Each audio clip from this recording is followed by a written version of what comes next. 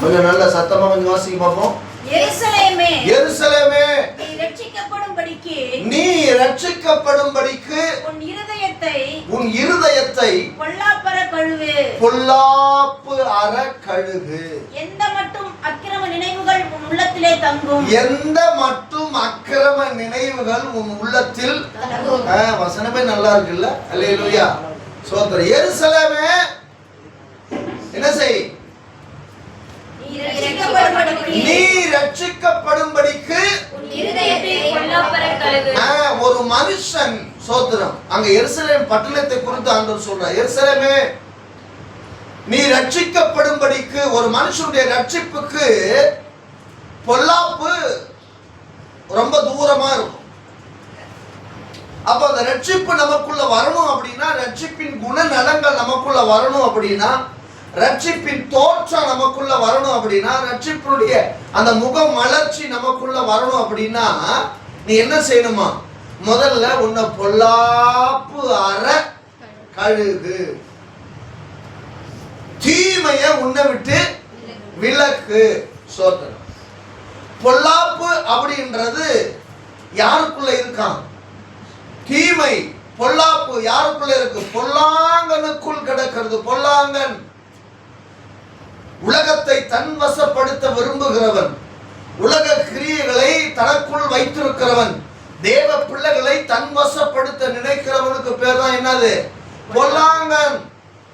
அப்போ இந்த பொல்லாப்பும் பொல்லாப்புடைய கிரியைகளும் யாருக்குள்ள இருக்கு?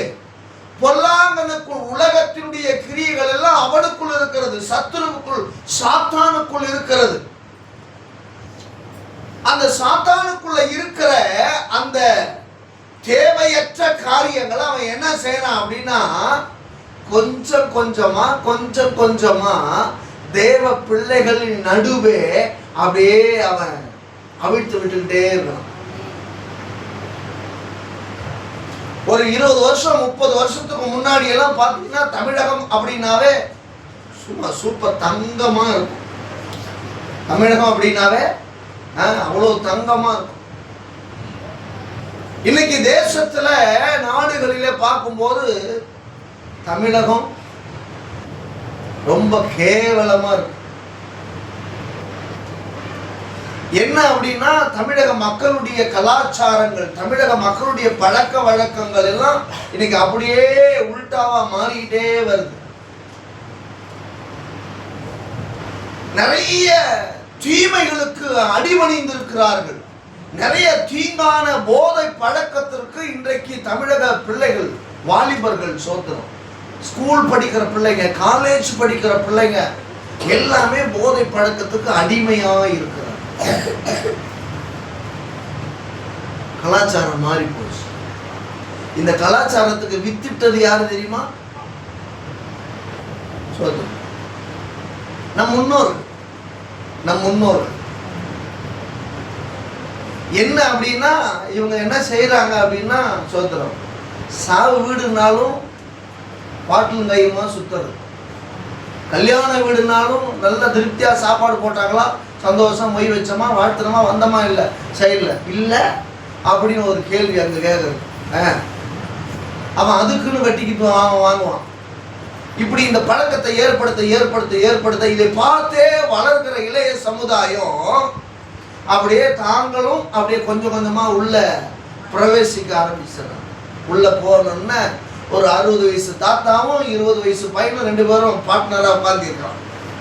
2 பேருக்கு நடுவில் பாட்டில் 2 டம்ளரு உட்காந்து நீயா நானா அப்படின்னு தாத்தான்றான், மாமான்றான், ஊத்துறான். அவனுக்கு கொஞ்சம் தலைக்கு ஏறினோன்னு 60 வயசு தாத்தாவை டேய் ஆடா அப்படின்றான். எப்படி சொல்றான்? 20 வயசு பையன் 60 வயசு தாத்தாவை டேய் ஆடான்றான். புரியுதா உங்களுக்கு? கலாச்சார சீர்கேடு எங்க ஆரம்பிச்சிச்சு அப்படின்னா நமக்குள்ள இருந்துதான். அந்த பழக்கத்துக்கு அடிமையாய் போன மாத்திரத்தில் அப்படியே கொஞ்சம் கொஞ்சமா சத்துரு இன்னைக்கு விதைத்து சோத்திரம் இங்கேயே வேலையை செய்யறான். புரியுதா இல்லையா? ஆமா, சிலதான் இப்ப நான் சொல்ல முடியாது. இங்கேயே வேலையை செய்யறோம். கலாச்சார சீர்கேடுகள் ரொம்ப. இது அப்படியே எங்க அப்படியே ஸ்ப்ரெட் ஆகிட்டே போனா என்ன ஆகும் தெரியுங்களா? சமுதாய சீர்குலைஞ்சு போயிடும், கேள்விக்குறியா போகும்.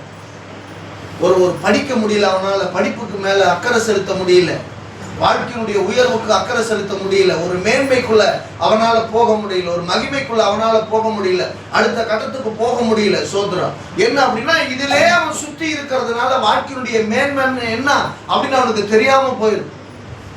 10 காசு அவனால கையில வச்சிருக்க முடியல, அந்த 10 காசு உடனே என்ன செய்யணும்? செலவு பண்ணி ஆகணும். சாயந்தரம் அவனால முடியல, அப்படியே நடுக்குது. எங்கடானா போய் ஆகணும், இதுக்கு மேல என்னால வண்டி ஓட்ட முடியாது பாருங்க, கையெல்லாம் அப்படியே ஒரு மாதிரி உதப்பு. அல்லேலூயா. மனம் மாற்றம் தேவை, மனம் திரும்புகிற அனுபவம் தேவை, மனம் திரும்புகிற ரட்சிக்கப்படுகிற அந்த ரட்சிப்பை குறித்து வேதம் சொல்லுகிறதே. அந்த ரட்சிப்பு அப்படின்னா என்ன அப்படின்னா, உன் சுபாவத்திலே நீ ரட்சிக்கப்பட்ட பிள்ளை அப்படின்றத காட்டணும். ரட்சிக்கப்பட்டியா? எருசலேமே, எருசலேம் குமாரத்தியே, ரட்சிக்கப்பட்டியா? ரட்சிக்கப்பட்டுட்டேனே. சோத்திரம். அந்நிய பாஷையா வருதே வாயில, ஆமா ரொம்ப அப்படியே அந்நிய பாஷையாவே பேசுறிய, நல்லா தான் ரட்சிக்கப்பட்டிருக்க போல அப்படின்னு தான் நினைக்கணும். அல்லேலூயா. சோத்திரம். நான் சொல்றேன் அந்நிய பாஷை வேற, புரியுதா உங்களுக்கு? அல்லேலூயா. உலக மனுஷன் கூட சில விஷயங்களை பேசுறதுக்கு தயங்குறான். ஆனா ரட்சிக்கப்பட்ட தேவனுடைய பிள்ளைக்கு கொஞ்சம் கூட என்ன இல்லை? தேவன் நமக்கு பயமுள்ள ஆவியை கொடாமல் பலமும் அன்பும் தெளிந்த புத்தியும் உள்ள ஆவியை கொடுத்திருக்கிறார். எந்த வசனத்தை எங்க ஒப்பிடுறப்பார்? அல்லேலூயா. சோத்திரம். ஏன்னா எனக்கு பயமே இல்லை, பயம் இல்லாம சரளமா பேசுவேன். ஏன்னா என் ஆண்டவர் எனக்கு என்ன ஆவியை கொடுக்கல? பயமுள்ள ஆவியை கொடுக்கல. சாத்தான உன்னை கொண்டு போய் சீக்கிரத்துல வைக்க. ஆமென். அல்லேலூயா. புரியுதா? அப்போ பொல்லா பறை என்ன செய்யும்? முதல்ல கழுகு. பொல்லாப்பு என்ன செய்யும் அப்படின்னா, பொல்லா பறை நீ கழுகப்படணும் அப்படின்றதுக்கு அர்த்தம் என்ன அப்படின்னா, உன் சுபாவங்களிலே மாற்றம் தேவை, உன் செயல்பாடுகளிலே மாற்றம் தேவை. சில நேரத்தில் நம்ம விரும்புறத கூட நம்ம என்ன செய்ய மாட்டோம், செய்யாம விரும்பாததை தான் செய்வோம். அந்த விரும்ப பவுல் சொல்றார், நான் விரும்பினதை செய்யல, விரும்பாததை என்ன செய்யறேன். ரட்சிப்பு அப்படின்றது துன்மார்க்கனுக்கு, ரட்சிப்பு அப்படின்றது ஆண்டவருக்கு பிரியமில்லாம வாழ்கிற ஒரு மனுஷனுக்கு தூரமா இருக்கணும்னு வசனம் சொல்லுது. ஆனா ரட்சிக்கப்பட்டிருக்கிற, வேதத்தை கையில் எடுத்திருக்கிற, ஆண்டவரை ஆராதிக்கிற, ஆண்டவரை தொழுது கொள்ளுகிற ஒரு தேவனுடைய பிள்ளையினுடைய இருதயம் பொல்லாப்பு நிறைந்து காணப்படுகிறது. அல்லேலூயா. ஏன் பொல்லாப்பு ஒரு தேவனுடைய பிள்ளையினுடைய இருதயத்தில் நிறைந்து இருக்கு அப்படின்னா, நீ தேவனை துதிப்பதற்கு, தேவனை ஆராதிப்பதற்கு உன் வாழ்க்கையில செப்பரேட்டா எந்த ஒரு சமயமும் இல்லவே இல்லை. ஏன்னா அதுதான் நம்மளை தற்பரிசோதனை பண்ண செய்யும், மெடிடேட் பண்ண செய்யும். நீங்க புரிஞ்சுக்கிற மாதிரி நான் சொல்றேன் அப்படின்னா, உங்களை யோசிக்க வைக்கும். சில நேரத்தில் அப்படியே கன்னத்துல கை வச்சுக்கிட்டு அப்படியே யோசனை பண்ணிக்கிட்டே இருப்போம். வீட்டில் இருக்கிறவங்களோ இல்லை பக்கத்தில் இருக்கிறவங்களோ சொல்லுவாங்க, என்ன பயங்கர ஆழ்ந்த யோசனை, நான் எதையாவது யோசனை பண்ணேன்னா பாஸ்டர் அம்மா கண்டுபிடிச்சிருவாங்க. நானும் எவ்வளவோ சமாளித்து பார்த்தாலும் முடியாது. அப்புறம் சரி, அப்புறம் சொல்லிடுறேன் இதுதான் விஷயம் அப்படின்னு சொல்லி நம்ம அப்படி நிறைய விஷயத்த அப்படியே யோசனை பண்ணிக்கிட்டே இருக்கிறோம். அந்த யோசனையிலிருந்து முதல்ல என்ன செய்யணும்? வெளியே வரணும். ஏன்னா அந்த யோசனை என்ன, அந்த யோசிக்கிற யோசனை நல்லதுக்கானா பரவாயில்ல, நம்முடைய வாழ்க்கையை மேன்மைப்படுத்துவதற்கும் ஆவிக்குரிய வாழ்க்கையை மேன்மைப்படுத்துவதற்கும் நம்மை உயர்த்துவதற்குமா இருந்தா பரவாயில்ல. ஐயோ இன்னைக்கு நான் ஜெபம் பண்ணாம விட்டேனே, இன்னைக்கு பைபிள் பண்ணி படிக்காம விட்டேனே, இன்னைக்கு கர்த்தரை தொழுது கொள்ளாம விட்டேனே, இந்த வாரம் ஆலயத்துக்கே போலையே, சோதரம் எப்படித்தான் அப்படின்னு யோசிக்கிறதுக்கு இருந்தா பரவாயில்ல. ஆலயத்துக்கு வரல. எத்தனை மணிக்கு ஆலயம்? 9 மணிக்கு ஆலயம் ஆராதனை. சோத்திரம். நான் கேட்கிறேன், 9 மணிக்கு ஆராதனை, 9:45 10 மணிக்கு 9 ஒரு ஆள் வருது. எங்கன்னு கேட்குறேன். எழுப்புன எந்திரிக்கல. ஆனால் நான் மொபைலில் பார்க்குற 10:03 ஸ்டேட்டஸ் போட்டுருக்குறான். எத்தனை மணிக்கு? 10:03 ஸ்டேட்டஸ் போட்டுக்கிறான். அப்படி 10:03 என்ன செஞ்சிருக்கிற? எப்படி எனக்கு ஜீரணம் ஆகும்? எனக்கு ஜீரணம் ஆகுமா? அல்லேலூயா. எனக்கே ஜீரணம் ஆகலைன்னா பரலோகத்தின் தேவனுக்கு எப்படி ஜீரணம் ஆகும்? அப்புறம் எப்படி அவர் உன் பக்கமாய் திரும்புவார்? உனக்குன்னு ஒரு ஆதரவு போல நீட்டுவார், உன் நோயை குணமாக்குவார், உனக்குள்ள ஒரு வாழ்க்கையை, ஒரு காரியங்களை, ஒரு மேன்மையை ஆண்டவர் எப்படி வைப்பாரு? செய்வாரா?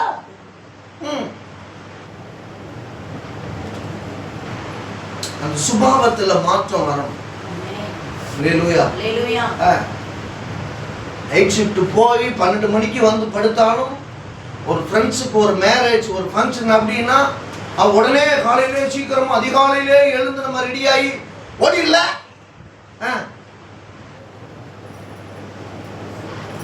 மாமா கூடயும் அக்கா கூடயும் ஓட தெரியுது இல்ல, ஃபங்க்ஷனுக்கு ஆலயத்துக்கு வர தெரியல. ரட்சிப்பு அப்படின்றது எங்க வெளிப்படணுமா? குணத்துல வெளிப்படணும். அந்த தனிப்பட்ட முறையில நம்ம அந்த தேவனை துதிக்கிறவர்களாகவும் ஆராதிக்கிறவர்களாகவும் தேவனை தேடுகிற பிள்ளைகளாகவும் நம்ம இருந்தாதான் சபையில நம்மளால துதிக்க முடியும். நீ சபையில ஆராதிக்கிற ஒரு தோற்றத்தை வச்சே கண்டுபிடிச்சிடலாம். நீ வீட்டுல ஒழுங்கா ஜெபம் பண்றியா, ஆராதிக்கிறியா, பாடுறியா, ஆண்டவருக்கு உனக்கும் இருக்கிற அந்த உறவு எப்படி இருக்குது அப்படின்றது என்ன செய்யலாம்? நீ ஆலயத்துல ஆமென் சோத்திரம் நீ தேவனை துதிக்க ஆரம்பிக்கும் போதே நினைக்கலாம், பார்க்கலாம், அந்த பிரச்சனை உன் முகத்துல தெரியும். உன்னை பேய் பிடிச்சிருந்தா கூட உன் முகத்துல தெரியும். சொல்லுவாங்கல்ல, என்ன பேய் அரைஞ்ச மாதிரியே இருக்குன்னு. புரியுதா? ஒரு மாதிரி பிரமிப்பா பேய் அரைஞ்ச மாதிரியே இருக்குன்னா அப்போ நீ இப்ப ஏதோ பார்த்து பயந்து பேய் அரைஞ்சிருந்தா கூட தெரியும்.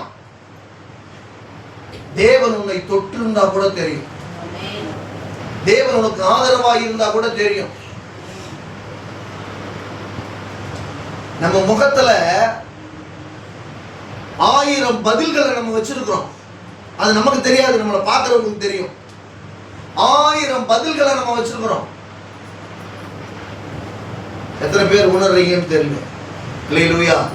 ஸ்தோத்திரம். அப்போ அந்த ரட்சிப்பு விளங்குவதற்கு, ரட்சிப்பு பூரணம் அடைவதற்கு நீ என்ன செய்யணும்? பொல்லாப்பற கழுகப்படணும்.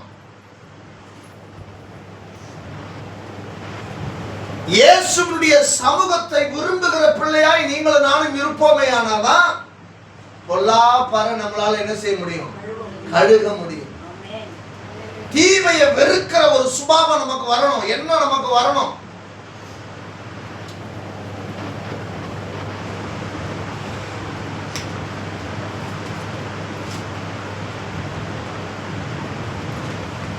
குடிகாரன் போதை தெளிஞ்ச உடனே பச்சி சனியா இதை இனிமேல் நினைச்சக்கூடாது, தொடவே கூடாது. ஒரு 2 வயசு 3 வயசுல வீட்டுல அவன் குழந்தை இருந்துச்சுன்னா குழந்தை மேல இது மேல சத்தியமா இனிமே நான் அதை தொடவே மாட்டேமா அப்படின்னு சத்தியம் பண்ணிட்டு போவான். முதல்ல 6 மணி சாயந்தரம், இப்ப எல்லாம் 12 மணி. 12 மணி ஆனாவே அவன் கரெக்டா 11 மணிக்கு மேல இருந்தே அவன் மைண்ட் என்ன செய்யும்? அப்படியே மாறும். அவன் மைண்ட் என்ன செய்யும்? அப்படியே மாறும். அப்படியே ஒரு மாதிரி சிந்தையெல்லாம் வேறு சிந்தை உள்ளவனாய் மாறிடும். 11 மணி வரைக்கும் குடும்ப சிந்தனை உள்ளவனாகவும் நல்ல சிந்தனை உள்ளவனாகவும் இருப்பான். 11 மணிக்கு மேல வேறு சிந்தை உள்ளவனாய் மாறிடும். அப்படியே சுபாவத்தில் அப்படியே ஒரு மாற்றங்கள் உருவாகும். அப்படியே எண்ணங்களில் ஒரு மாற்றம் உண்டாகும். அப்படியே நெளியும். அப்படியே சில விஷயத்த சொல்லணும். இவங்க வேற சோத்திரம். அல்லேலூயா. தேவநாமத்துக்கு நேற்று முடி வெட்ட போயிருந்தேன். நம்ம சொல்லுவோம் நம்மளா முடியாது. முடி வெட்ட போய் ரொம்ப நேரம் உட்காந்துருந்தேன். அவன் கடைசி ஆள் நான் தான். அவன் பேச்சு கொடுத்துட்டே வெட்டிக்கிட்டே இருக்கிறான். ஏன்னா 1.25 மணி நேரமாக ஒருத்தருக்கு முடி வெட்டுவான். 1.25 மணி நேரம் வெட்டுற அளவுக்கு தான் என் தலையில முடி இருக்கு. என்னால் உட்கார முடியல. ரொம்ப கஷ்டமாயி போச்சு. ஒரு கட்டத்தில் ஏப்பா போது நான் நிறுத்துறேன், நான் இதோட வீட்டுக்கு போறேன் அப்படின்னு சொல்ற ஒரு ஸ்டேஜுக்கு வந்து என்னால் உட்காரவே முடியல. அந்த அளவுக்கு எனக்கு பின்னாடி பெயின். அதுக்கு அவன் ஒரு டெஃபினேஷன் கொடுக்குறான். அது நீங்க வண்டியை ஓட்டுறீங்களா அதனால உங்களுக்கு அங்கே பின்னாடியே வலிக்குதா அப்படின்னு சொல்றேன் நான். அப்புறம் சரி கொஞ்சம் அப்படியே நிறுத்திட்டு அப்புறம் வெட்டினான். சீக்கிரமா வெட்டுப்பா. புரியுதா உங்களுக்கு? சில விஷயங்களை இந்த மாதிரி அவங்களால கண்ட்ரோல் பண்ணவே முடியாது. அந்த டைம் வந்தோன்னா போகணும் போகணும் போகணும் போகணும்னு நினைச்சிருவான். அவன் போயா சேர்ந்துருவான். கடைசியில் அவனுக்கு எதுவுமே இல்லைன்னா போகிற போக்கில் வீட்டில் இருக்கிற ஒரு வெங்கல பாத்திரத்தை எடுத்துக்கிட்டே போயிடும். அதை போய் அங்கே அடை வச்சுட்டு அதை வாங்கிட்டு அப்புறம் திரும்ப அப்படியே போயிடுறது. புரியுதா உங்களுக்கு? இப்படி வீட்டில் இருக்கிற பொருளெல்லாம் விற்று விற்று விற்று விற்று விற்று கடைசியில் அட்ரஸே இல்லாமல் போனவங்களும் நம்ம கண்ணுக்கு முன்னாடி என்ன செய்கிறாங்க இருக்கிறாங்க. சோத்தை சும்மா தான் சொல்லலை, உலகத்தில் நடக்கிறவங்களை தான் சொல்றேன். அப்போ ஒரு மனுஷனுடைய சுபாவம் நீதிபதியிலையா அந்த இதெல்லாம் படிச்சு பார்த்தீங்கன்னா அது அந்த 6ஆம் அதிகாரம் 5ஆம் அதிகாரம் இதெல்லாம் வீட்டில் போய் படிச்சு பாருங்க. படிச்சு பார்த்தீங்கன்னா சோத்திரம். இது 12 மணி கேஸ், அது 6 மணிக்கு மேலே வர கேஸ். இல்லையா? அது என்ன செய்யுமா? சும்மா இருக்காதான் தன்னை அலங்காரப்படுத்திக்கிட்டு எங்க போய் நிக்குமா? மதிகேடரின் மத்தியில தெருவீதியில போய் நின்றுகிட்டேன் அப்படி நிக்குமா? புரியுதா? இல்லையா? சோத்திரம். என்னன்னா அதுக்கு 6 மணிக்கு மேல என்ன செய்ய முடியாது, வீட்டுல இருக்க முடியாது. அது ரோட்டுக்கு தான் வந்தாகணும், வீதிக்கு தான் வந்தாகணும். இந்த மாதிரி என்னைக்காவது ஒரு சுபாவம் மாற்றம் நமக்குள்ள வந்திருக்கா? நான் ஆண்டோட சமூகத்தை சொல்றேன். 9 மணிக்கு ஆலயம். இன்னைக்கு நான் ஆலயத்துக்கு போலையே, வீட்டுல படுத்திருக்கிறேனே.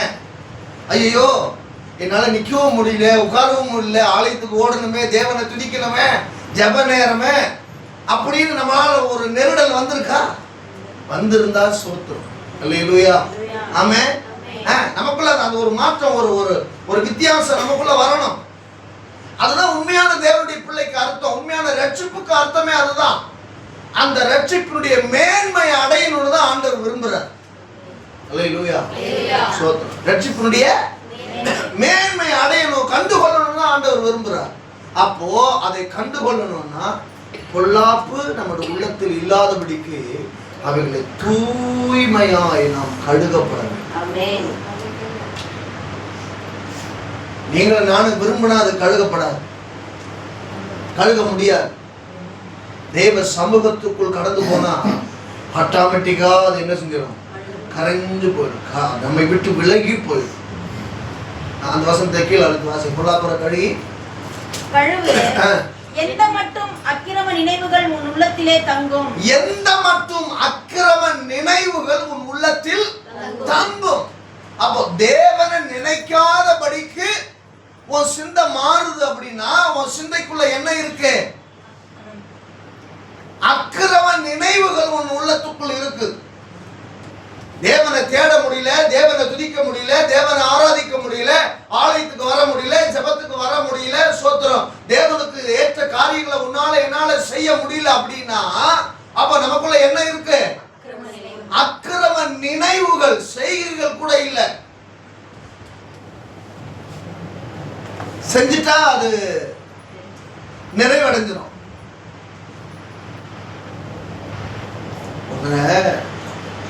கொலை பண்ணிட்டானா அதை கொலை பண்ணிட்டான்டான்னு சொல்லிடுவோம். ஆனா கொலை பண்ணணும் கொலை பண்ணணும் கொலை பண்ணணும்னு நினைச்சுக்கிட்டே இருந்தானா அந்த நினைவுகளை தினந்தோறும் அவனை என்ன செய்யுது?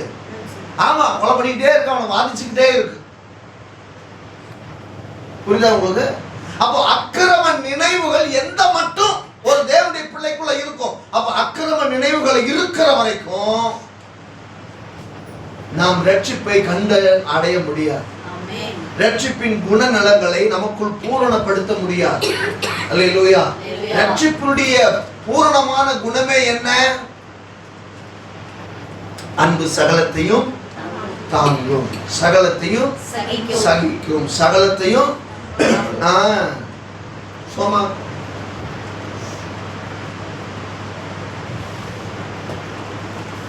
அன்பில்லாதவன் தேவனை அவர் எப்படி இருக்கிறார்? அவர் அன்பாகவே இருக்கிறார். அவர் அன்பாகவே இருக்கிறதுனாலதான் நம்ம எவ்வளோ அவரை காயப்படுத்தினாலும் எவ்வளவோ அவருடைய மனதை நோகடித்தாலும் நம்ம மேல ஆண்டவரேன்னு கூப்பிட்டா சொல்லும்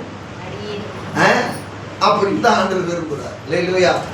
சொல்லுங்க ஆண்டவரே, ஆண்டவர் நம்மளுக்கு ஆண்டவரே கூப்பிட்டா சொல்லுப்பா அப்படின்னு ஆண்டவர் நம்மளை கேட்கிற அனுபவம் ஏன் வருது அப்படின்னா அவர் அன்பாகவே இருக்கிறார். ஆனா நம்ம திருப்பி பார்த்தோம்னா நாம் அவர் மேல என்ன இல்லை, அன்பு இல்லாதவர்களாக தான் இருக்கிறோம். நமக்கு தேவன் மேல அன்பு இருந்துச்சுன்னா சோத்திரம், பாதி ராத்திரில உன்னை தட்டி எழுப்பினா கூட சோத்திரம் சோத்திரம் சோத்திரம்னு சொல்லுகிற ஒரு அனுபவம் உனக்கு வரும். இல்லையா? துதிக்கிற ஒரு அனுபவம் உனக்கு என்ன செய்யும், வரும். நல்லா தெளிவா இருக்கிறவங்கள ராத்திரி நீங்க எழுப்புனீங்கன்னா அப்படி முடிச்சு பார்த்து என்ன அப்படின்பா. எதுக்கெடுத்தாலும் அரள்றவங்க, எதுக்கெடுத்தாலும் நிம்மறவங்க, அவங்கள நல்ல தூக்கத்துல போய் அவங்க எழுப்பிட்டா என்ன என்ன என்ன என்ன என்ன என்ன அப்படி இருக்கிறவங்க எல்லாத்தையும் என்ன செஞ்சிருவாங்க, பயமுறுத்திடுவாங்க. புரியுதா உங்களுக்கு? அந்த அனுபவம்லாம் எங்களுக்கு நிறைய இருக்கு. இல்லையா? தேவன் விரும்புகிற காரியங்களை நிறைவேற்றக்கூடிய பிள்ளைகளாக நம்ம மாறணும். சரி, நீதிமொழி 21:5 வாசிக்கணும்.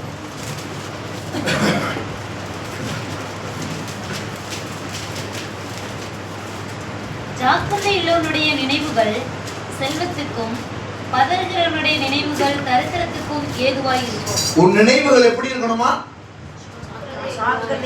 ஜாக்கிரதை உள்ளவனுடைய நினைவுகள் செல்வத்துக்குமா. ₹1 செலவு பண்றதுக்கு கூட, அது ₹1 சேர்க்கறதுக்கு கூட,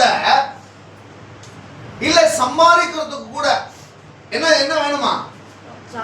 ஜாக்கிரதை வேணுமா? எதுக்கு? அது பண விஷயத்துக்காக மட்டும் இல்ல. ஒரு வார்த்தை பேசுவதற்கு கூட, ஒரு வார்த்தை சொல்லுவதற்கு கூட என்ன இருக்கணும்?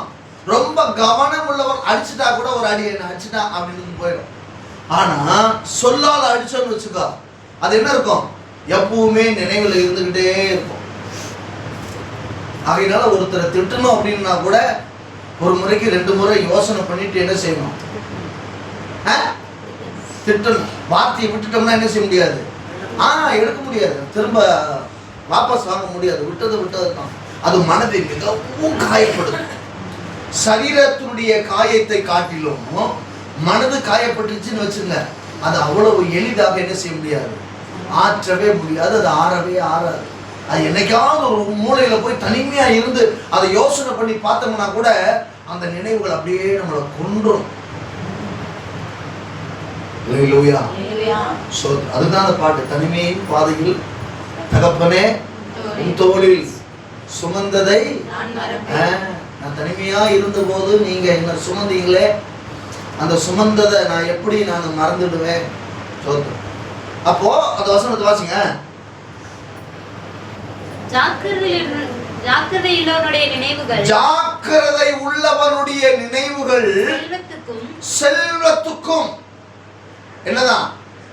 ஜாக்கிரதா இருக்கிறவனுடைய யோசனைகள், நினைவுகள் அவனுக்குள்ள இருக்க, அவன் மண்டையில ஓடிக்கிட்டு இருக்கிற எல்லா விஷயமும் செல்வத்துக்கும் அப்படின்னு, ஆசீர்வாதத்துக்கும், மேன்மைக்கும். செல்வம்னா பணத்தை மட்டும் நினைச்சிடக்கூடாது. அப்ப ஜாக்கிரதையா ஒருத்தர் இருந்தானா அவன் பணக்கார அப்படின்னு நினைச்சிடக்கூடாது. செல்வத்துக்கும். சோத்திரம்.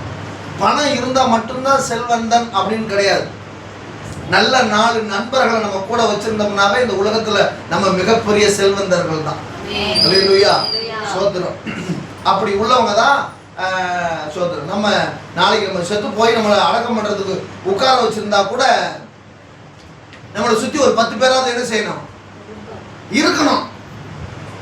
ஐயோ நல்ல மனுஷன்டாப்பா அப்படின்ற எண்ணம், யோசனை என்ன செஞ்சிருக்கணும், வந்துடணும். புரியுதா உங்களுக்கு? அல்லேலூயா.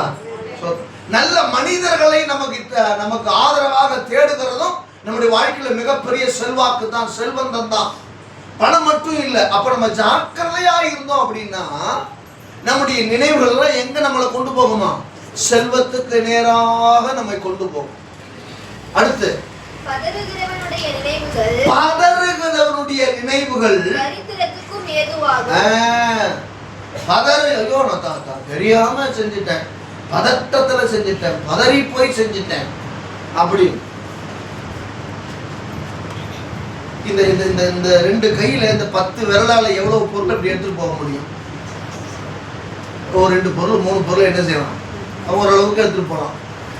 அதுக்கு மேல எடுத்துட்டு போனோம்னா ஏதாவது ஒன்றை விட்டா அதை விடுறோம், இதை விட்டு மொத்தத்தையும் முடிச்சு கீழே என்ன இருந்துடும், விழுந்துடும். சோத்திரம்.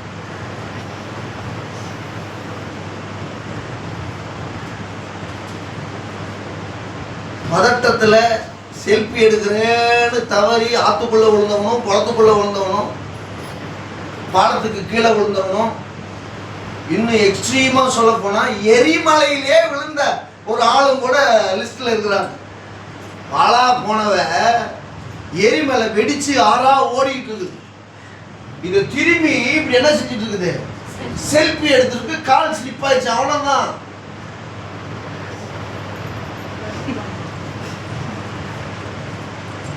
எரிமலை ஓடுது அந்த பக்கம் ஆறா, எலும்பு கிடைக்குமா? அது எலும்பையும் பஸ்பமா மாத்திடுவாங்க. முடிச்சு செகண்ட்லேயே முடிச்சு, அவ்வளவுதான். செல்ஃபியினுடைய மோகம், செல்ஃபியினுடைய நினைவுகள், சோத்திரம், ரீல்ஸ் நினைவுகள், இன்னும் நிறைய பதிவு நினைவுகள், இதெல்லாம் எங்க கொண்டு போய் விட்டுறோம்? இப்படி தர்ம சங்கடமான ஒரு இடத்துக்கு கொண்டு போய் நிறுத்துறோம், விட்டுறோம். ஒண்ணுமே இல்லை. இப்போ இந்த மீட்டிங் ஏதோ நடந்துச்சு இல்ல? ஆமா, ஒரு மீட்டிங் நடந்துச்சு, அதை சொல்ல முடியாது. ஒரு மீட்டிங் நடந்துச்சு. புதுமண தம்பதி 2 பேரும் மேல இருந்து பார்த்துக்கிட்டே இருந்தாங்களா. அவங்க செல்ஃபி எடுக்கணும்னு கீழே வந்திருக்கிறாங்க. வேண்டாம் வேண்டாம்னு சொல்லியிருக்கிறாங்க. இல்லை, நாங்கள் ஜனத்தோட ஜனமா போய் எடுக்கிறோம். 2 பேரும் போய்க்கலாம். அந்நேரத்தில் தான் பூகம்பமே வெடிச்சிருக்குது. பூகம்பம் வெடிச்ச உடனே ஆமா 2 பேருமே க்ளோஸ். புதுமண தம்பதி கல்யாணம் ஆகி 2 நாளா 3 நாளா தான் ஆகி 2 பேருமே அந்த இடத்துல அவுட். இந்த 40 பேர் 45 பேர் என்னமோ இறந்தாங்கல்ல, அதில் இவங்க 2 பேரும் ஒரு லிஸ்ட். அல்லேலூயா, ஸ்தோத்திரம். நம்முடைய நினைவுகள் சரியா இருக்கணும், நம்முடைய யோசனைகள் சரியா இருக்கணும், நம்முடைய செயல்பாடுகள் சரியா இருக்கணும். அப்போ பதறுகிறவனுடைய நினைவுகள் எதுக்கு நேரா போகுமா? தரித்திரத்துக்கும். அவன் பதட்டமா போனதுனாலதான் அப்படி நிறைய இழப்புகள் வாழ்க்கையில வந்தது. சோத்திரம். நீதிமான் நீதிமான் பதறான், நீதிமான் பதறான் அப்படின்னு வசனம் சொல்லு. நமக்கு எதிராக எவ்வளவு பெரிய மதில்களா இருந்தாலும் சோத்திரம், நம்ம பதறவே மாட்டோம். அல்லேலூயா, சோத்திரம். நமக்கு பழக்கமானது ஒண்ணு நம்ம வாழ்க்கையில வராம, நம்ம பழக்கமானது ஒண்ணு நம்ம வாழ்க்கையில வந்துட்டாதான் நமக்கு பதட்டமா இருக்கும். கோலியாத்தை கொல்றதுக்கு தாவீது அனுப்புறாங்க. தாவீது அனுப்பும் போது சவுளுடைய உடையெல்லாம் போட்டு அவனை ரெடி பண்ணி கொண்டு போய் தாவீதை நிக்க வைக்கிறாங்க. சவுளு நல்லா வாட்டஞ்சாட்டமான ஹைட்டான ஆள், தாவீது குள்ளமான ஆள். இது போட்டா முடியுமா? இவனுக்கு கொஞ்சம் கூட அது செட்டே ஆகலை. அவன் கழட்டி கொடுத்துறான். ஐயா, இது நமக்கு வாட்டப்படாது, இது நமக்கு தேவையே இல்லைந்தாங்க, இது எனக்கு பழக்கமே இல்லைன்னு விட்டுறான். தாவீது தினந்தோறும் எதில் தன்னை பழக்கப்படுத்தி இருந்தான்? அவனுக்கு தெரிஞ்சது 3 விஷயம் தான். சொல்லுங்க பாப்போம். ஆடு மேய்க்கிறது,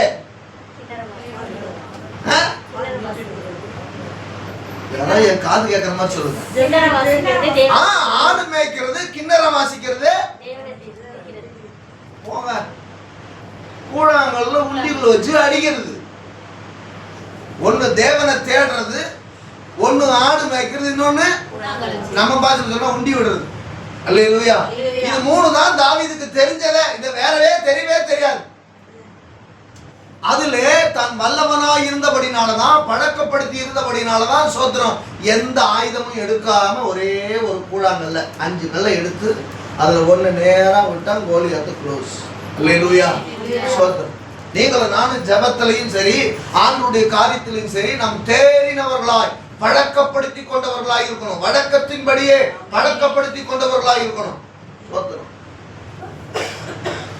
6 நாளும் வீட்டுல ஜெபம் பண்ணல, 6 நாளும் இருக்கிற இடத்துல ஜெபம் பண்ணல, 6 நாளும் கர்த்தரை தேடல, 6 நாளும் கர்த்தரை துதிக்கல, சோத்திரம். ஞாயிற்றுக்கிழமை மட்டும் ஆலயத்துல வந்து அபிஷேகம் என் தலைமேலே ஆவியானவர் எனக்குள்ளே 400 தடவை பாடினாலும் அபிஷேகத்துல உன் தலையை ஆண்டவர் நிரப்பவே மாட்டார். அல்லேலூயா. புரியுதா இல்லையா? ஆமென். ரிப்பீட். திரும்ப திரும்ப திரும்ப திரும்ப போனாலும் வர வாய்ப்பே இல்லை. செவத்துல தான் சாஞ்சுக்கிட்டு முட்டு கொடுத்துட்டு இருக்கலாமே தவிர ஒண்ணுமே நடக்காது. ஆனா நீ தினந்தோறும் தேவனை துதிக்கிற பிள்ளையா, தினந்தோறும் தேவனை ஆராதிக்கிற பிள்ளையா இருந்தா அபிஷேகம் என் தலைமேலே ஆவியானவர் எனக்குள்ளே அப்படின் போது என்ன பூமு கூஸ்பம்ஸ் எல்லாம் வந்துடும். புரியுதா? அல்லேலூயா. ஆமா, உன் உடல்ல எல்லாம் சோத்திரம் இருக்கிற இந்த முடியெல்லாம் அப்படி மெய் சிலுத்துரும் தேவனுடைய பிரசன்னத்தை நினைக்கும் போது. அந்த மாதிரி ஒரு அனுபவம் எல்லாம் எங்க வாழ்க்கையில வருமா?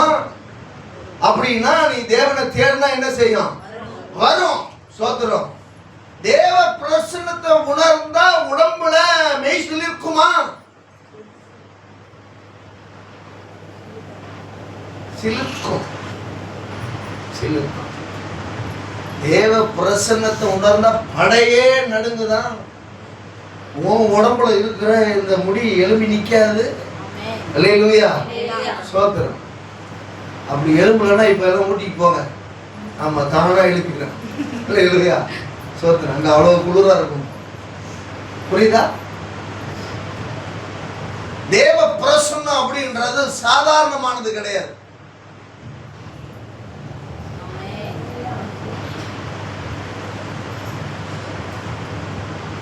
நான் அமர்வதும் நான் எழுவதும் நன்றாய் நீர் அறிந்திருக்கிறீர். இல்லையா? நம்ம உட்கார்றதையும் நம்ம எழுந்திருக்கிறதையும் ஆண்டவர் என்ன செய்யறாராம்? நன்றாய் அறிந்திருக்கிறார். உட்கார்ந்து இருக்கிறது எந்திருக்கிறதையும் ஆண்டவர் நன்றாய் தெரிஞ்சிருக்கிறார்னா உள்ளத்துக்குள்ள இருக்கிற செயல்பாடுகள் எல்லாவற்றையும் ஆண்டவர் நன்றா புரிஞ்சிருப்பாரா? புரிஞ்சிருக்க மாட்டார். எல்லாவற்றையும் ஆண்டவர் தெளிவா தெரிஞ்சிருக்கிறார். அப்போ தேவ பிள்ளைகளுக்கு இருக்கிற ஸ்பெஷாலிட்டி என்ன அப்படின்னா சோத்திரம், நீ செல்வமா வாழணும், சுகமா வாழணும், சந்தோஷமா வாழணும், சமாதானமா வாழணும் அப்படின்னா உனக்குள்ள என்ன இருக்கணும்?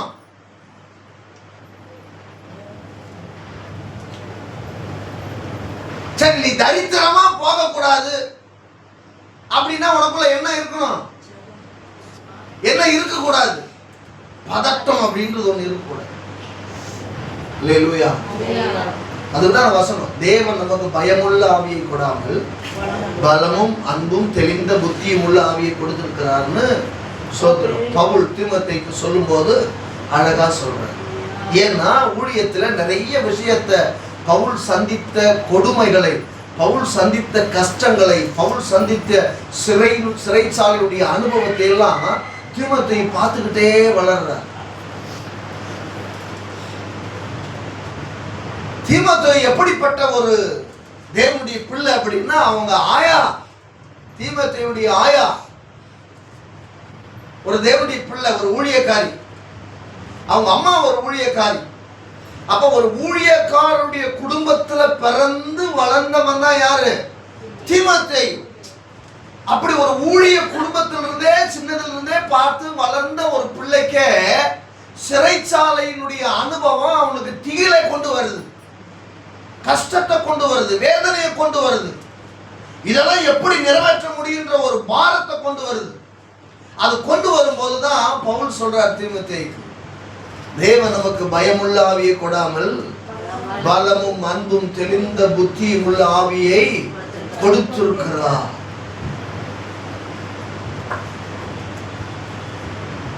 நம்ம பதறவே கூடாது. எவ்வளோ பிரச்சனைகள் நமக்கு முன்னாடி இருந்தாலும் சிறுபாவையிலே என்னதான் ஆண்டு சொல்லும்போது அழகா சொன்னார் இல்லையா? பெரிய பர்வதமே நீ மாத்திரம் செருபாபேலுக்கு முன்னாடி நீ என்ன செய்வ? சமபூமியா இருப்போம். அந்த செருபாபேல் தான் நீங்களும் நான். அல்லேலூயா. பிரச்சனைகளும் போராட்டங்களும் தான் நமக்கு முன்னாடி இருக்கிற பெரிய பர்வதம். மலை போல வருவதெல்லாம் பனி போல் மறைந்து விடும் இல்லையா? அப்போ எவ்வளவு பெரிய மலை போல பிரச்சனை நமக்கு முன்னாடி இருந்தாலும் அது என்னவா மாறிடுமா? பனி போல மறைந்துடுமா. ஆண்டவர் அதை மறைய பண்ணுவார். சில நேரத்தில் எவ்வளவு பிரயாசப்பட்டும் சந்தோஷத்தை வாழ்க்கையில் அனுபவிக்க முடியாது, சமாதானத்தை வாழ்க்கையில் அனுபவிக்க முடியாது. நீ விரும்புவ, பிரயாசப்படுவ, வாஞ்சிப்ப, வேண்டுவ, நடக்கவே நடக்காது. ஆனா நினையாத நேரத்துல, நினையாத சமயத்துல உன் பிரச்சனையெல்லாம் ஆண்டவர் மாத்திருப்பான். உன் துக்கத்தை எல்லாம் ஆண்டவர் மாத்திருப்பான். உன் கண்ணீரெல்லாம் ஆண்டவர் துடைச்சிருப்பான். உன் கவலைகள் எல்லாம் ஆண்டவர் போக்கியிருப்பார். ஏன்? அவர் நம்ம கூட இருக்கிறதுனாலதான். அல்லேலூயா. ஆமென் சொல்லுங்க.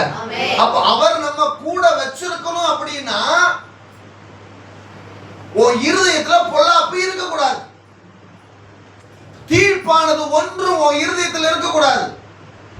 தீமையான சுபாவத்தினுடைய செயல்பாடுகள் ஒன்றும் கர்த்தருடைய பிள்ளைகளுடைய இருதயத்தில் ஒருபோது காணப்படவே கூடாது. அப்படி காணப்பட்டா ஆண்டவர் அங்கே வாசம் பண்ண மாட்டார். அல்லேலூயா. ஆண்டவர் அங்கே வாசம் பண்ண மாட்டார். சாதாரணமாகவே ஒரு மனுஷனுடைய இருதயம் திருக்குள்ளதும் மகா கேடு உள்ளது. உலகத்திலேயே நம்பர் 1 அக்யூஸ்ட் யார் அப்படின்னா சாதாரணமா இருக்கிற ஒவ்வொரு மனுஷனுடைய இருதயம். இது பொதுவானது, இது ஆண்டவருக்கு தெரியும். ஆனா அப்படி பொதுவா இருக்கிற ஒரு இருதயத்தை தான் ஆண்டவர் கேட்கிறார். ஒரு இருதயத்தை எனக்கு தா அப்படின்னு ஆண்டவர் சொல்றார். இப்போ யாருடைய இருதயத்தை ஆண்டவர் கழுவ சொல்றார்? பொல்லாப்பார கழுவு, தீமை நின்று விலகி கொள்ளு அப்படின்னு யார சொல்றாரு அப்படின்னா இந்த சாதாரணமாய் இருக்கிற எல்லா மனுஷனுடைய இருதயத்தை பார்த்து ஆண்டவர் சொல்லல. இந்த எக்ஸ்ட்ரா கரிக்குலம், எக்ஸ்ட்ரா ஆக்டிவிட்டிஸ் இதெல்லாம் சேர்ந்து இருக்கும் பாருங்க. அப்படியே நான் சொல்றது விளங்குதா? அல்லேலூயா. எக்ஸ்ட்ரா எக்ஸ்ட்ரா எக்ஸ்ட்ரா வந்திருக்கிற ஆட்களை பார்த்து ஆண்டவர் ஒரு இருதயத்தை எனக்கு தான் சொல்லவே மாட்டார்.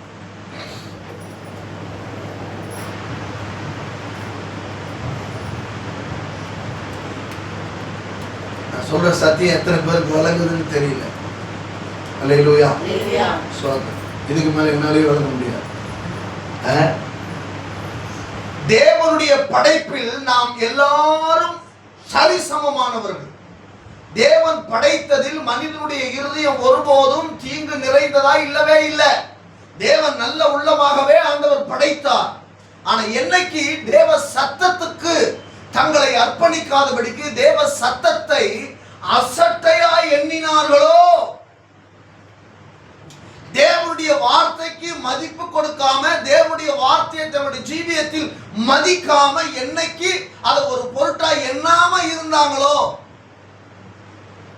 அன்னைக்கு புடிச்சுச்சுரா. அல்லேலூயா. புரியுதா? தேவனுடைய வார்த்தைக்கு அவர்கள் செவி கொடுத்திருப்பார்களே. ஆனா நான் இல்ல, நீங்க எனக்கு கொடுத்தீங்களே அவதான் அப்படின்னு அவன் சொல்லியிருக்கிறேன். அதான் சொல்றதுக்கு வாய்ப்பே இருந்திருக்காது. மனைவி பிரியமானவள் கொண்டு வந்து கொடுத்திருந்தா கூட எங்க இருந்து வந்துச்சு அப்படின்னு கேள்வி கேட்கணும். எங்க இருந்து வந்துச்சுன்னு கேள்வி கேட்கணும். நம்ம வீட்லயும் சரி, நம்ம பிள்ளைகளும் சரி, அளவுக்கு அதிகமா ஏதாவது பணம் புழக்கம் அப்படி இப்படின்னு கை மாறுதுன்னா என்ன ஏது அப்படின்னு திட்டமும் தெளிவுமா என்ன செய்யணும்? விசாரிக்கணும். பணமே கையிலே இல்ல இருந்தா கூட ஏன் இல்லைன்னு என்ன செய்யணும்? கேட்கணும், விசாரிக்கணும். காதுகளினால் கேட்கறதும் பொய், கண்களினால் பார்க்கிறதும் பொய். அப்புறம் தீர விசாரிக்கிறதே ஒரு குடும்பம்னா தீர விசாரிக்கிற குடும்பமா இருக்கும். வீட்டுக்கு வராங்க, அம்மா எங்க போயிருக்கிறாங்க தெரியல அப்படி சொல்லி பழகக்கூடாது. எங்க போறாங்கன்றவங்க நம்மக்கிட்ட தெளிவாக சொல்லிட்டும் போகணும். அவங்க வீட்டை விட்டு போகும்போது எங்கே போகிறாங்கன்னு நம்மளும் தெரிஞ்சுக்கிறதுக்கு என்ன செய்யணும்? பிரயாசப்படும். அல்லேலூயா.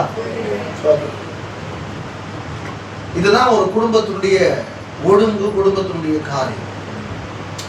இந்த ஒழுங்கு காரியம் எங்கே கெட்டு போச்சு? ஆதியிலே ஏதேன் தோட்டத்திலேயே கெட்டு போச்சுங்க. எனக்கு தெரியல, யாவா கொடுத்தா நான் என்ன செஞ்சிட்டேன்? விசாரிக்கல. ஆகையினாலதான் தேவனுடைய வார்த்தைக்கு அவங்களால சரியா செவி கொடுக்க முடியல. தேவனுடைய வார்த்தைக்கு அவங்க பயந்ததுக்கு காரணம், தேவ சமூகத்தை அவங்க வெறுக்கல. தேவ சமூகத்துக்குள்ள கடந்து வர்றதே பயந்தாங்க. அதனாலதான் ஆண்டவர் திரும்ப வருவார், பேசுவார் அப்படின்னு அந்த நேரத்தை அவங்க அறிந்தும் ஓடி என்ன செய்தார்கள்? அத்தி இலைகளால் தங்களுக்கு ஒரு ஒரு ஒரு மறைவை உண்டு பண்ணிக்கிட்டு ஓடி போய் என்ன செஞ்சுக்கிட்டாங்க? ஒளிந்து கொண்டார்கள். ஏன்னா அவங்களால முகத்தை, ஆண்டவருடைய முகத்தை என்ன செய்ய முடியல? பார்க்க முடியல.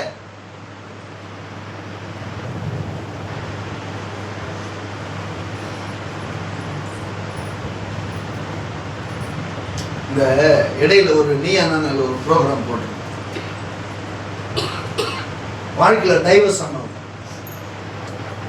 அதை நான் கொஞ்சம் அப்படியே உன்னிப்பாக கவனிச்சு பார்த்தேன். அப்போ ஒவ்வொருத்தையும் அவன் கேள்வி கேட்கும். அப்போ ஒவ்வொருத்தரும் ஒரு சில பதிலும் சொல்கிறாங்க. ஒரு அம்மா சொல்லுது, அப்படியே பல பேரும் அப்படி தான் சொன்னாங்க, நான் இன்னும் கொஞ்சம் பொறுமையாக இருந்திருக்கலாம் போல, நான் அவசரப்பட்டுட்டேன் போல, நான் தேவையில்லாத வார்த்தையை விட்டுட்டேன் போல, இன்னைக்கு நான் அனுபவிக்கிற இந்த வேதனை அதை விட ரொம்ப கொடுமையா இருக்கு, இதுக்கு அந்த வேதனையை என்ன செஞ்சிருக்கலாம்? அனுபவிச்சிருக்கலாம் போல அப்படின்னு பலரும் இந்த மாதிரி நிறைய காரியங்களை சொன்னாங்க. கஷ்டம் இல்லாத வாழ்க்கையே இல்லை. வாழ்க்கை நம்முடைய ஜீவன் போகிற வரைக்கும், ஆண்டவர் வர்ற வரைக்கும் என்னதான் இருக்கு? என்னைக்கு என் கஷ்டம் தீரும்னு சொல்லவே முடியாது. அப்படி எதுவுமே கஷ்டமே எனக்கு வேண்டாம் அப்படின்னா ரெண்டே ரெண்டு விஷயம் தான். ரெண்டே ரெண்டு விஷயம். கஷ்டமே நம்ம வாழ்க்கையில வரக்கூடாதுன்னா ரெண்டே ரெண்டு விஷயம் தான் செய்யணும்.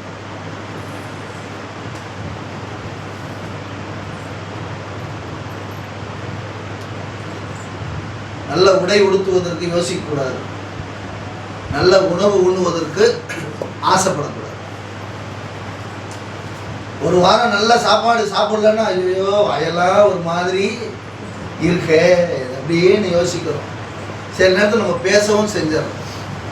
வாய்க்கு ருசியா ஆர்டர் சாப்பிடணும் இல்லையா? வீட்டில் செஞ்சு ஒழுங்காக வாய்க்கு ருசியாக சாப்பிட முடியலன்னா கூட கடைக்கு போய் ஒரு ஃப்ரைட் ரைஸாவது வாங்கிட்டு வந்து என்ன செய்யணும்? சாப்பிடணும்னு ஒரு எண்ணம் வருது. ஏன்? சாப்பாடு சரியில்லை வீட்டில் இல்லையா? அப்படிதா? அப்போ கஷ்டங்கள் ஏன் வருதுன்னா இதனாலதான். சாப்பிட்டே அழிஞ்சு போனவங்களாம் இருக்கிறான். சாப்பாடு சாப்பிட்டே அழிஞ்சு போனவங்களாம் நிறைய பேர் இருக்கிறோம். சொல்லுவாங்க பெரியவங்க, தின்னே கட்டு போன குடும்பம்டா இது. அப்படி ஆடம்பரமான விஷயங்கள், செலவுகள் அப்படியே செஞ்சுக்கிட்டே அதுக்கே நமக்கு சரியா போகும். இந்த ரெண்டு விஷயத்தை நம்ம கட் பண்ணோம்னா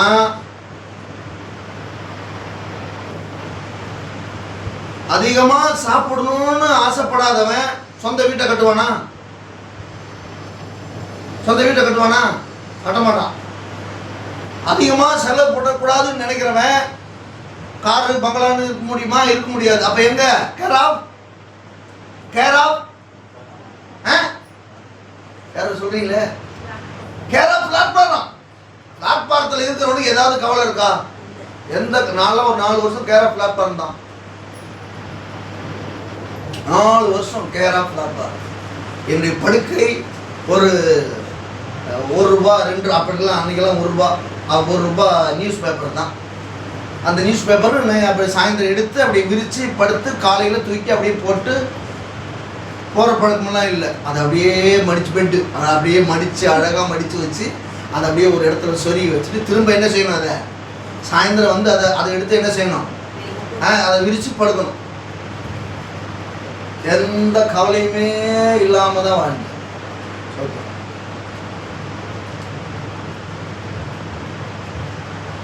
அல்லேலூயா சொல்றேன். 2 சாட்சிகள்லாம் மிகப்பெரிய பயங்கரமா இருக்கும். ஆண்டவர் அனுமதித்த ஒரு நாள் நான் சொல்றேன். அப்போ ரட்சிப்பு அப்படின்றது யாருக்குரியதுன்னா கர்த்தருடைய பிள்ளைகளுக்குரியது, கர்த்தருடைய பிள்ளைகளுக்கு சொந்தமானது.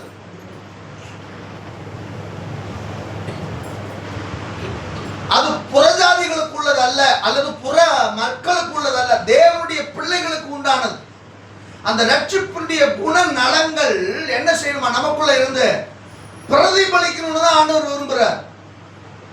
நமக்குள்ள என்ன செய்யணும், பிரதிபலிக்கணும்.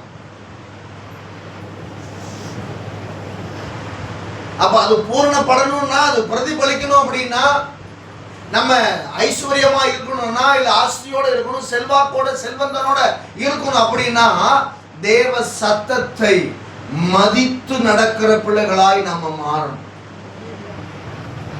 குடும்பத்துல எந்த பிள்ளைகள் நல்லா இருப்பாங்க சொல்லுங்க பாப்போம். நம்ம குடும்பம் இருக்கா? நம்ம எல்லாம் குடும்பத்தில் இருக்கிறோமா? குடும்பத்துல எந்த பிள்ளைகள் நல்லா இருப்பாங்க? தாய் தகப்பனுடைய வார்த்தைக்கு செவி கொடுத்து மதித்து கீழ்ப்படிந்து நடக்கிறவர்கள் வாழ்க்கையில நல்லா இருக்கும். அவன் கஷ்டப்பட்டா கூட அவன் வாழ்க்கை சந்தோஷமா நல்லா இருக்கும். எந்த பிள்ளை தாய் தகப்பனுடைய வார்த்தையை அல்ல தட்டுதோ வாழ்க்கையில சோத்திரம், அவர் தான் அதுக்கு தீர்வு. அது ஏன் வாயால நான் சொல்ல முடியும். அல்லேலூயா. ஆம். தாய் தகப்பனுடைய வார்த்தைக்கு ரொம்ப கனம் கொடுக்கிற பிள்ளைகளாய் நம்ம மாறணும். ஏன்னா இந்த உலகத்துல நம்ம நல்லா இருக்கணும்னு ஆசைப்படுற 2 ஜீவன்.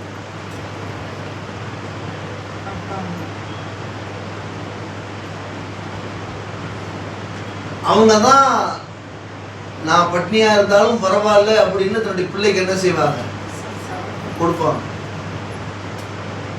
வேற யாருமே கொடுக்க மாட்டாங்க. உறவுகள் கூட கொடுக்காது, கூட பிறந்தது கூட கொடுக்காது. வாய்ப்பே இல்லை, நினைச்சு பார்த்துடாதீங்க. அதெல்லாம் கொடுக்கவே மாட்டாங்க.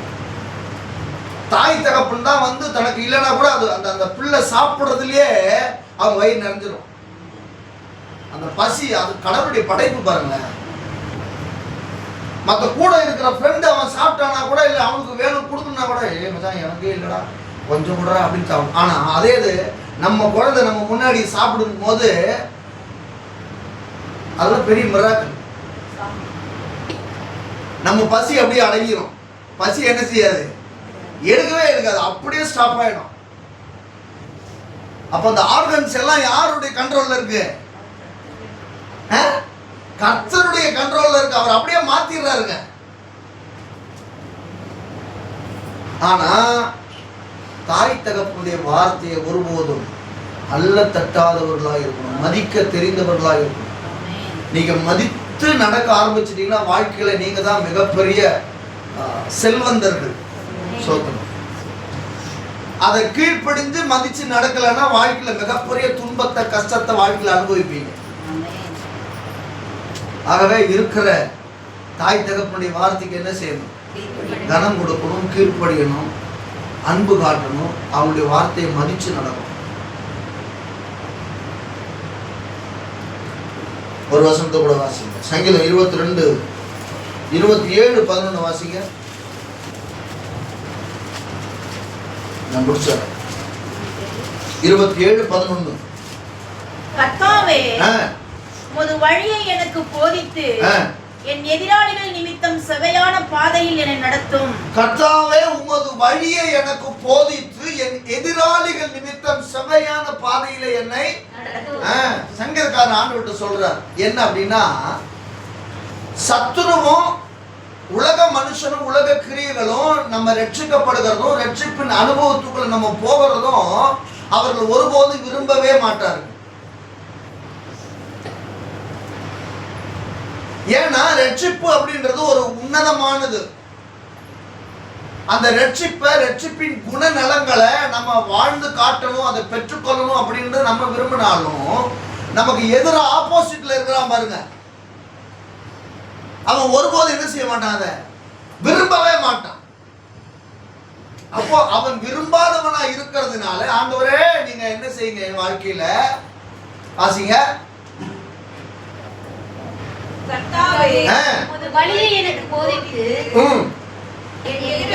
உங்களுடைய வழியை எனக்கு போதிங்க ஆண்டவரே. அந்த சங்கீதக்காரன் ஆண்டவர்கிட்ட கேட்கிறார்.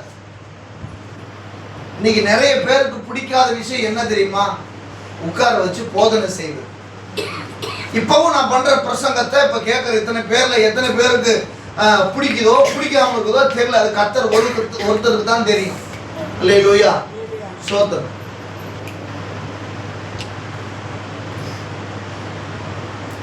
அட்வைஸ் அப்படின்றது இன்னைக்கு நிறைய பேருக்கு பிடிக்கிறது இல்லை. ஸோ அந்த கவனம் அந்த செவி கொடுத்து கேட்கறதே இல்லை. ஒரு பெரியவங்க சொல்றாங்களே நம்ம வாழ்க்கைக்கு ஒரு நன்மையா இருக்குமேன்னு சொல்லி செவி கொடுத்து கேட்கறது இல்லை. நீ என்ன சொல்றது, நான் என்ன கேட்கறது. சரி சரி சொல்லு ஒரு 10 நிமிஷம் தானே சொல்லு, அப்படியே கேட்டுட்டு அப்படியே விட்டு போயிடுது. சங்கீதக்காரன் ஆண்டவர்கிட்ட கேட்கிறார், ஆண்டவரே உங்க வழி எனக்கு போதியும்.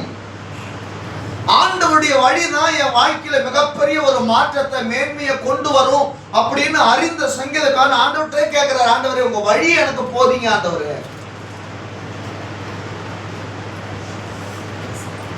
பிரம்பை கையாடாதவன், அவர் சொல்றார், பிரம்பை கையாடாதவன் தன் மகனை,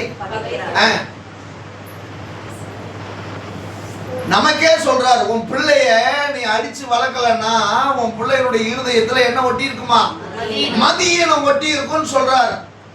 இப்ப நம்ம யார் அவருக்கு? பிள்ளைகள். இப்ப நம்மள எப்படி ட்ரீட் பண்ணுவாரு? புரியுதா இல்லையா நான் சொல்றது? அப்ப நம்ம அவர் வார்த்தையை மதிக்காம, நம்ம அவர் வார்த்தைக்கு கீழ்ப்படியாம, நம்ம அவர் வார்த்தைக்கு செவி கொடுக்காம இருக்கும்போது உன் பிள்ளைய அடிச்சு வளரான்னு சொல்றவரு நம்மளை அடிப்பார உதப்பார ரெண்டும் செய்வார். அல்லேலூயா. ஆண்டவர் அடிக்கவும் செய்வாரு, உதைக்கவும் செய்வார். அட் தி சேம் டைம் நம்மை அரவணைக்கவும் செய்வார். அல்லேலூயா, ஸ்தோத்திரம். அப்போ தேவனுடைய அடி அப்படின்றது அவ்வளோ சுலபமா இருக்காது, அவ்வளோ ஈஸியா இருக்காது. தேவன் ஒருத்தனை அடிக்கணும்னா அவ்வளவு சீக்கிரமா நினைஞ்சிட மாட்டாரு, அடிக்க மாட்டார். ஆனா ஆண்டவர்கிட்ட இருந்து அடி வாங்கினா அவ்வளவு சீக்கிரம் எந்திரிக்கவும் முடியாது. அல்லேலூயா. சில பல மாதங்கள் படுத்த படுக்கையா இருக்க வேண்டிய கட்டாயம் வருங்க. அல்லேலூயா, ஸ்தோத்திரம். சில பல மாதங்கள் படுத்திருந்தா கூட நமக்கு என்ன வர மாட்டேங்குது, உணர்வு வர மாட்டேங்குது. ஏன்? என்ன ஒட்டி இருக்குதான்? மதியீனம் ஒட்டி இருக்கு. ஒருவன் கிறிஸ்துவுக்குள் இருந்தால் புது சிருஷ்டியா இருக்கிறார். அப்ப நம்ம தினந்தோறும் நம்ம ஒரு புது சிருஷ்டியா, புது பிள்ளையா, புது மனுஷனா, புது மனுஷியா நம்ம மாறணும் அப்படின்னா நம்ம சுபாவம் மாறிக்கிட்டே இருக்கணும், நம்மளுடைய செயல்பாடுகள் புதுசா மாறிக்கிட்டே இருக்கணும், ஆண்டவருக்கு பிரியமா இருக்கணும். அப்படின்னா நம்ம என்ன செய்யணும்? கிறிஸ்துவுக்குள் இருக்கிற பிள்ளையாகவே நாம் வளர்ந்துகிட்டே இருக்கணும். கிறிஸ்துவை விட்டுட்டு நம்ம எங்கேயுமே போக கூடாது. நம்முடைய வாழ்க்கையில இருக்கிற மிகப்பெரிய ஒரு முன்மாதிரி, நம்முடைய வாழ்க்கையில இருக்கிற மிகப்பெரிய ஒரு ஆசீர்வாதமான பாத்திரம், சோத்திரம் யார் அப்படின்னா கல்வாரியிலே சிந்தின சோத்திரம் இரத்தத்தை சிந்தின இயேசு கிறிஸ்து தான் நம்முடைய வாழ்க்கையில மிகப்பெரிய முன் உதாரணம். அவர் தான் நமக்கு முன்மாதிரி. அவர் தான், அவருக்குள் தான், கிறிஸ்துவுக்குள் தான் வளரணும், கிறிஸ்துவுக்குள் தான் வாழணும். கிறிஸ்துவை தவிர, கிறிஸ்துவை விட்டு விட்டு எந்த ஒரு மேன்மையும் வாழ்க்கையில வந்துடவே கூடாது. அப்படின்றது நம்ம சரியா இருந்தோம்னா அவருடைய சுபாவமும் அவருடைய வசனமும் அவருடைய வார்த்தையும் சும்மா இருக்காது, நம்மளை அப்படியே உயரத்துல கொண்டு போயிட்டே. அவர் நம்மளை லிஃப்ட் பண்ண ஆரம்பிச்சுட்டார் அப்படின்னா எல்லாருடைய கண்களுக்கு முன்னதான் ஆண்டவர் என்ன செய்வார்? ஆமா, உயர்த்துவார். சீபுபா அப்படின்னு ஒரே ராத்திரில நம்மளை உயர்த்திட மாட்டார். ஆண்டவர் உயர்த்துறது எல்லாருடைய கண்களும் ஆச்சரியப்படுகிற அளவுக்கு, அதிசயமாய் பார்க்கிற அளவுக்கு தான் கர்த்தருடைய உயர்வு நம்முடைய வாழ்க்கையில வரும். அது ஒரு நாள்ல நடந்துராது, ஒரு மாசத்துல நடந்துராது, ஒரு வருஷத்துல நடந்துராது. அது கொஞ்சம் கொஞ்சமா தான் ஆண்டவர் உயர்த்திக்கிட்டே போவார். அல்லேலூயா. தேவனுடைய உயர்வு அப்படின்றது மற்ற மக்களுடைய பார்வை அவங்க பார்த்துட்டு இருக்கும்போதே நம்மளை உயர்த்துவார். அவங்க கண்ணுக்கு முன்னாடியே நம்மளை உயர்த்துவார். அவங்க கண்ணுக்கு முன்னாடியே நம்மை மேன்மைப்படுத்துவார். கண்ணுக்கு முன்னாடியே நம்மளோட வாழ்க்கையுடைய எல்லா நிலைமைகளையும் ஆண்டவர் மாத்திக்கிட்டே வருவார். இதுக்கு ஒரே ஒரு விஷயம் தான் தேவனுடைய பிள்ளைகள் செய்யணும். ரட்சிப்பின் அனுபவத்தை நம்முடைய வாழ்க்கையில வெளியே கொண்டு வரக்கூடிய பிள்ளைகளாக. தீப்பானத தீமையானத இருதயத்திலிருந்து அகற்றுகிற பிள்ளைகளாய் மாறும். இது இருந்தா தேவனுடைய ஆசீர்வாதத்தை முழுமையாக சுதந்திரிக்கலாம். தேவன் நம்முடைய வாழ்க்கையில மிகப்பெரிய மேன்மை ஆசீர்வாதத்தை நம்முடைய ஜீவியத்துல கொண்டு வருவார். கண்களை மூடுவோம். பிதாவே உமக்கு ஸ்தோத்திரம். எல்லாரும் கண்களை மூடி தேவ சமூகத்தில் ஒப்பு கொடுத்து, ஆண்டவரே என் தலைகளை தாழ்த்துகிறேன். ஆண்டவரே, நீர் என்னை திரும்ப உயிர்ப்பிக்க மாட்டீரோ? உம்முடைய ரட்சிப்பின் அனுபவம், ஆண்டவர் ரட்சிப்பின் குணநலங்கள் எனக்குள்ள இன்னும் பெருகட்டும், எனக்குள்ள இன்னும் வளரட்டும், எனக்குள்ள இன்னும் வார்த்தையாய் வெளிப்படும்படிக்கு ஆண்டவரன் வேண்டுகிறேன். அற்புதங்களை செய்யும், அற்புதங்களை செய்யும். அற்புதம் செய்தப்பா எங்க வாழ்க்கையில, உம்மை தான் நம்பி இருக்கோம் ஏசப்பா. அற்புதம் செய்தப்பா எங்க வாழ்க்கையில, உம்மை தான் நம்பி இருக்கோம் ஏசப்பா. உம்மை தான் நம்பி இருக்கின்றோம். உம்மை அன்றி யாரும் இல்லையப்பா. உம்மை தான் நம்பி இருக்கின்றோம். உம்மை அன்றி யாரும் இல்லையப்பா. பரலோகத்தின் நல்ல ஆண்டவரே, உம்முடைய வசனங்கள் எங்களுக்குள்ளே அதிகமாக கிரியை செய்யட்டும். இதனாலில் ஆண்டவரின் வசனத்தை கேட்ட எல்லா தெய்வ மக்களுக்காக ஸ்தோத்திரம். கிருபை பலத்தினால் நிரப்பும். வார்த்தைகளை கேட்டுக்கொண்டு ஒவ்வொரு பிள்ளைகளை ஆசீர்வதித்து பலப்படுத்தும். காத்துக்கொள்ளும். அழைத்து கடந்து வந்த ஒவ்வொரு பிள்ளைகளை, சிறியோர் முதல் பெரியோர் வரைக்கும் ஒவ்வொரு பிள்ளைகளையும் நீர் ஆசீர்வதிப்பீராக. நன்மையினால் கிருபையினால் நிரப்பும். பெரிய காரியங்களை செய்யும், மேன்மைப்படுத்தும், கனப்படுத்தும். இயேசு கிறிஸ்துவின் நாமத்தில் வேண்டுகிறோம் பிதாவே. என் ஆத்துமாவே கர்த்தரை ஸ்தோத்திரி, முழுவதுமே பரிசுத்த நாமத்தை ஸ்தோத்திரி. என் ஆத்துமாவே கர்த்தரை ஸ்தோத்திரி, கர்த்தர் செய்த சகல உபகாரங்களை மறவாதே. ஆமென்.